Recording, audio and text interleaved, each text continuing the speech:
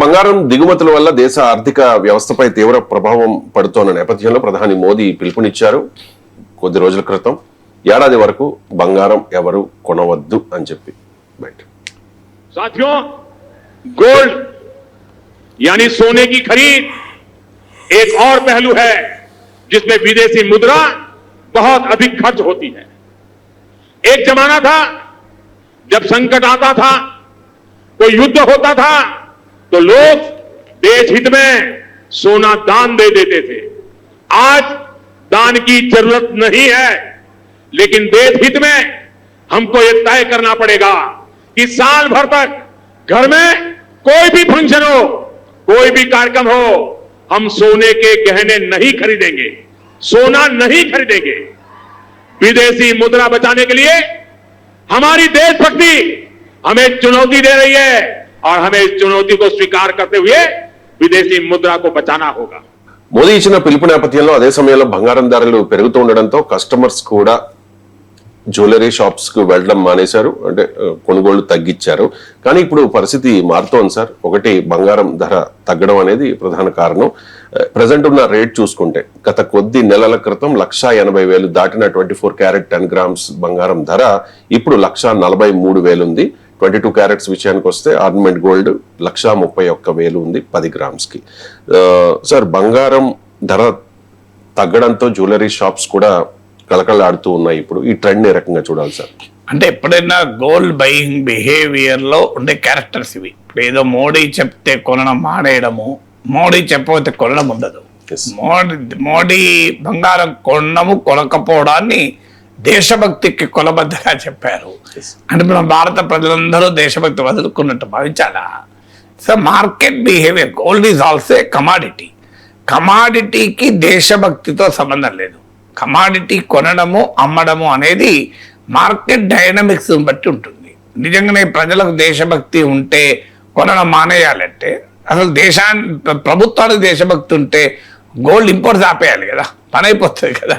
బంగారం దిగుమతులే మీరు ఆపారనుకోండి, మీకు ఓన్లీ రీసైకిల్ గోల్డే ఉంటుంది. ఫారిన్ ఎక్స్చేంజ్ అసలు ఖర్చు పెట్టాల్సిన అవసరమే లేదు. రేట్ ఎంతనే పెరుగుతుంది. పెరగని ప్రభుత్వానికి ఏం సంబంధం అని పెంచారు కదా సార్. కానీ కస్టమ్ డ్యూటీ పెంచారు కదా. అయినా కస్టమ్ డ్యూటీ పెంచడం ఎందుకు? You simply ban the gold imports. ఏముంది? నిజంగా ప్రభుత్వానికి దేశభక్తి అనే ప్రశ్న వస్తే బంగారం దిగుమతులు ఆపేయండి. మేము బంగారం దిగుమతులు చేసుకోము, ఉన్న బంగారంతోనే నడిపించాలి అంటే అని అనుకోవచ్చు కదా. అట్లా కాదు కదా. సమస్య ఏంటంటే ఇది కమాడిటీ. మీకు బంగారము డైనమిక్స్ను అర్థం చేసుకుంటే ఈ దేశభక్తి అనే అంశం రాదు. ప్రధానమంత్రి పిలుపు ఇవ్వడం తప్పని నేను అంటలేను. పిలుపు ఇవ్వడం కరెక్టే. ఎందుకంటే గోల్డ్ ఇది అన్ప్రొడక్టివ్ అసెట్ కనుక గోల్డ్ పైన మనము కొంటున్న కొద్దీ డాలర్లు ఖర్చు పెట్టినట్టు. ఎందుకంటే దేశంలో గోల్డ్ ప్రొడక్షన్ దాదాపు లేదు కనుక every gram of gold which V by is important. So దానికి డాలర్లు ఖర్చు పెట్టాలి కనుక అది అవసరం లేదని ప్రైమ్ మినిస్టర్ పిలుపు ఇవ్వడంతో నాకు అభ్యంతరం కాదు. కానీ దాన్ని దేశభక్తితో లింక్ చేయడమే అభ్యంతరం. దేశభక్తి అంటే గోల్డ్ కొంటే దేశభక్తి లేనట్లు, గోల్డ్ కొనకపోతే దేశభక్తి ఉన్నట్లు. అంటే ఇవాళ బీజేపీ నాయకుల ఇళ్లలో పెళ్లిళ్ళు అయితే గోల్డ్ కొంటలేరా? బీజేపీ కార్యకర్తల ఇళ్లలో పెళ్లిళ్ళు అయితే గోల్డ్ కొంటలేరా? వాళ్ళందరికీ మన దేశభక్తి లేదని మన దేశభక్తి సర్టిఫికేట్ గోల్డ్ బిల్లులు చూసి ఇవ్వకూడదు. అంటే బంగారం రెసిప్ట్, నీ దగ్గర కొన్న రెసిప్ట్ ఉంటే దేశభక్తి లేదు, నీ దగ్గర బంగారం రెసిప్ట్ లేకపోతే గోల్డ్ దేశభక్తి ఉన్న సర్టిఫికేట్ ఇస్తా అనేది అభ్యంతరకరం. Gold purchasing behaviour is not a function of patriotism. దేశభక్తిపై ఆధారపడి ఉండదు. గోల్డ్ పర్చేజింగ్ బిహేవియర్ కొన్న క్యారెక్టర్స్ ఏంటి, గోల్డ్ ఎందుకు కొంటున్నారో అర్థమైతే ఈ సమస్య రాదు. ఒక ఆర్థిక సంక్షోభం ఉన్నప్పుడు, ఒక ఎకనామిక్ అన్సర్టనిటీ ఉన్నప్పుడు మీకు గోల్డ్ కొంటారు. అందువల్ల ప్రపంచ ఆర్థిక రంగంలో, ప్రపంచ రాజకీయ రంగంలో ఒక గందరగోళ పరిస్థితులు ఉండడం వల్ల సేఫ్ హ్యావెన్ గా భావించి గోల్డ్ కొంటున్నారు. అలా అయితే రిజర్వ్ బ్యాంక్ ఆఫ్ ఇండియా అడ్డగులుగా గోల్డ్ కొంటుంది. మరి ఆర్బీఐకి కూడా దేశభక్తి లేదని చెప్తామా? ఆర్బీఐ ఎందుకు కొంటుంది గోల్డ్?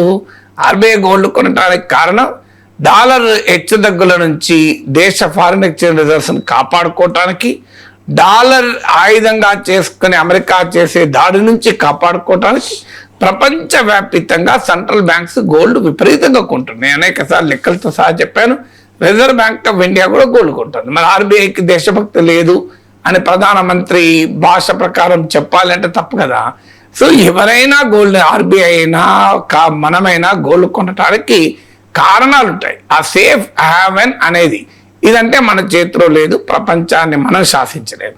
రెండోది ఏంటి, మీకు హెడ్జ్ అగెన్స్ట్ ఇన్ఫ్లేషన్, అంటే ద్రవ్యోల్బణము పెరిగినప్పుడు దాని నుంచి తనను తాను కాపాడుకోవడానికి గోల్డ్ కొంటారు.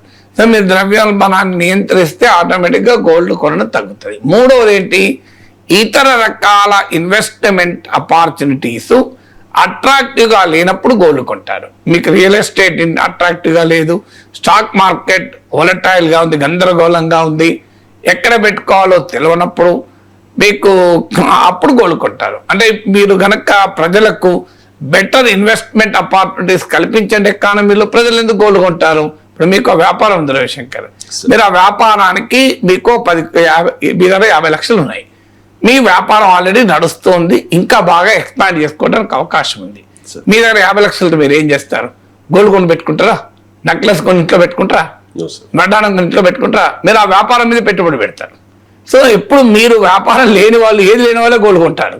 లేదు మీరు రియల్ ఎస్టేట్ బాగా భూమిలో ఉంది, మీరు గోల్డ్ కొంటారా, ప్లాట్ కొంటారా? కామన్ సెన్స్ చెప్తుంది కదా ఇది. రియల్ ఎస్టేట్ భూమిలో ఉంటే గోల్డ్ కొన్నారు, ప్లాట్లే కొంటారు జనం.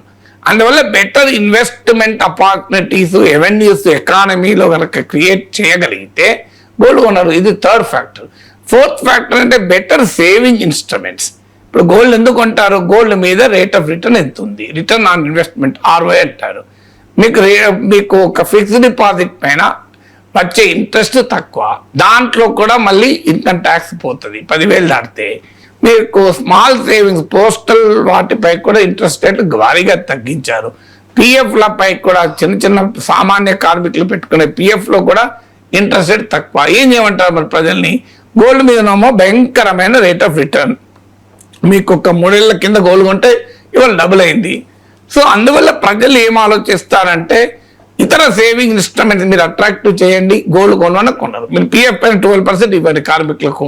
ఎవరైనా గోల్డ్ కొంటారో పిఎఫ్లో దాచుకుంటారో చూడండి, 12% ఎక్కువ అవసరం లేదు. ఇలా systematic investment plans and mutual funds ఉన్నాయి. భారీగా మధ్యతరగతి మనీ సేవింగ్స్ అలా పోతున్నాయి ఇవాళ.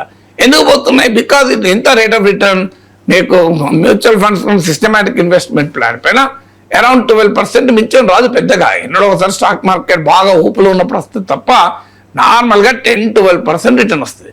10-12% రిటర్న్ ఆశించి ఇలా కోట్లాది మంది Indian middle class including young people కూడా పెద్ద ఎత్తున ఈ సిప్పులలో పెట్టుబడి పెడుతున్నారు. ఎందుకు మరి మీరు అదే మీకు పిఎఫ్లోనే 12% ఇవ్వండి, నేను ఛాలెంజ్ చేస్తాను. మీకు సిప్పులలో పెట్టరు, మీకు బంగారాలో పెట్టరు, అంతా పిఎఫ్లోనే పెడతారు.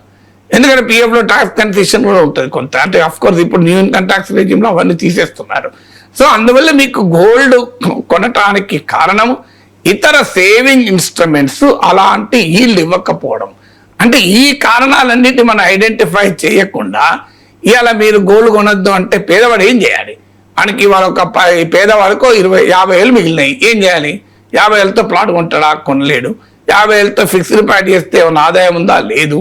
50,000 పిఎఫ్లో పెట్టుకున్నా పెద్దగా ఆదాయం లేదు. 50,000తో స్టాక్ మార్కెట్లో పెట్టుబడి పెట్టలేడు. ఏం చేస్తాడు? 50,000తో ఒక 22 గ్రాములు 3 గ్రాములు గోల్డ్ కొనుక్కుంటాడు. సో అది దేశభక్తి లేక కాదు కదా కొనడం, ఇంకో మార్గం లేక కొంటున్నాడు. సో దేశభక్తి లేక కాదు కదా. ఇప్పుడు అందువల్ల మీరు సామాన్య ప్రజల దేశభక్తిని శంకించకండి. మీరు గోల్డ్ కొనడం ఆపండి అని ఒక ప్రైమ్ మినిస్టర్ హోదాలో అపీల్ ఇవ్వడం తప్పేమి కాదు. దాన్ని దేశభక్తితో లింక్ చేయకండి అనేది నా పాయింట్. ఇలా 3 గ్రాములు 2 గ్రాములు ఇంకో మార్గం లేక ఇప్పుడు 50,000 ఇంతకుముందుగా 50,000 సేవింగ్స్ ఏం చేయాలి? దాన్ని మీరు ఏం చేస్తారు? 50,000 సేవింగ్తో వ్యాపారం చేయలేరు, 50,000 సేవింగ్తో రియల్ ఎస్టేట్ చేయలేరు, 50,000 సేవింగ్స్తో మీకు ఒక ఫ్లాట్ కొనలేరు, అపార్ట్మెంట్ కొనలేరు, 50,000 సేవింగ్తో ల్యాండ్ కొనలేరు, ఎక్కడ అగ్రికల్చర్ ల్యాండ్ ఒక గుంట కూడా రాదు, 50,000తో స్టాక్ మార్కెట్లో పెట్టుబడి పెట్టలేరు. ఇక మీకు సిప్లో మ్యూచువల్ ఫండ్లో పెట్టాలంటే భయము. మీరు ఏం చేయాలి? సులభమైన మార్గం ఏంటంటే 50,000 తీసుకెళ్ళి ఓ 3 గ్రాములు 4 గ్రాములు గోల్డ్ వస్తుంది, కొని పెట్టుకుంటాడు ఆశ. ఎందుకంటే మళ్ళీ ఎప్పుడంటే అప్పుడు మళ్ళీ డబ్బు వస్తుందని. ఇలా ఒక సామాన్యుడు ఆలోచిస్తే ఆ సామాన్యుడు దేశభక్తి లేనివాడు, సామాన్యుడి దేశభక్తిని మీరు గీట్రాయిగా ఎలా కొలుస్తారనేది నా క్వశ్చన్.